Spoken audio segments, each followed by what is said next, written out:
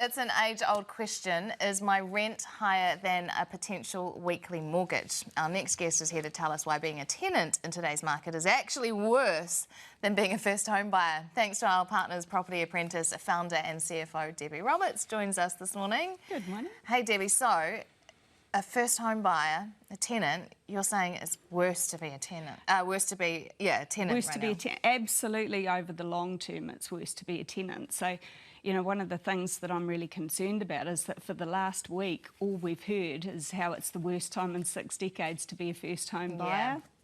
And that's based on the Infometrics report that was released last week. So I would just like to point out that it even says in their report, which I think is a really good report, you should all read it, but what it says in that report is that it's only if their prediction for capital growth over the next 30 years is accurate, that is what makes it the worst time in 6 decades. So if we look at the reality, the only place in New Zealand at the moment which is considered to be unaffordable for first home buyers is Auckland with a 10% deposit.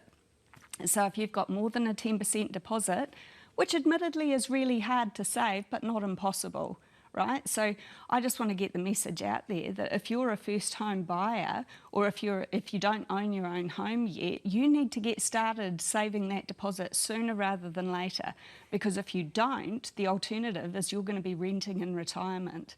And the superannuation at the moment, that's not enough to cover rent. That's not. And what are you looking at in terms of a comparison between weekly mortgage payments or weekly rental payments? It depends on whereabouts in the country you are, but the majority of places the mortgage is going to be more expensive than rent. And I think that's one of the reasons why it's quite easy for people to hear something like it's the worst time in 6 decades to be a home buyer, and so they think, oh, well, sod it, we'll just keep renting. But it's a massive mistake because you don't want to be a tenant in retirement. But that is one of the risks, isn't it? When we cover these reports, even in the media, the headline then becomes worst time, worst time, worst time. And you see those headlines and you think, well, why would I bother?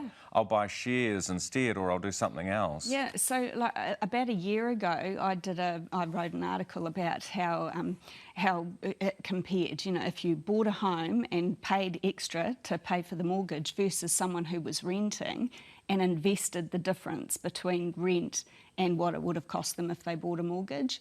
And even if we only assume 1% rent increase and a 5% capital gain on the home, over the long term, the person who buys a home is going to be at least twice as well off by the time they reach retirement. So, you're not going to have living costs other than rates, insurance and repairs and maintenance, whereas a tenant will always be paying rent and rent increases over the long term.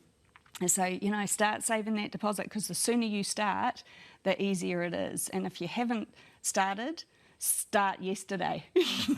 Yeah, so what you're saying is basically if you're a tenant and you're thinking, oh, do I bother trying to get on the ladder?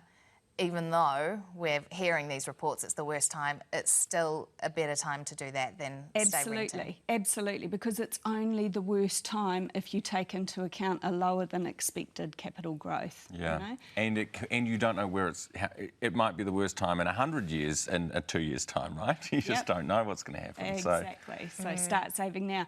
Invest to get your first deposit. Yeah, absolutely. KiwiSaver. Brilliant idea. Debbie, thank you. Property Apprentice founder and CFO Debbie Roberts.